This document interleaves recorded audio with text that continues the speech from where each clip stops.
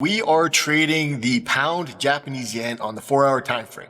Now we've got a sell set up right now. The moving averages are lined up the way we want them to be. The dots are above the price and the DPI is currently red. We have the pullback and now we've got the cross below the moving averages.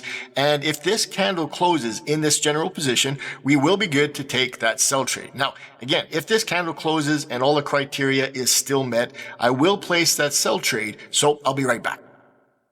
I'm back and we took that sell trade at the close of this candle. You can see that the entry is here. Above is the stop loss and below is the take profit. I am now going to let this trade play out. And once this trade is closed, I will come back.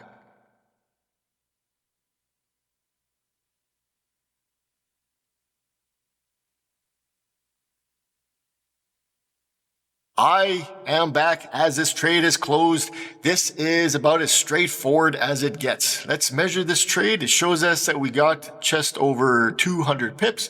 This results in a trade that earned us $3,077.80. This was a magical trade courtesy of the rapid results method. Thank you for watching, and I will see you in the next live trade video.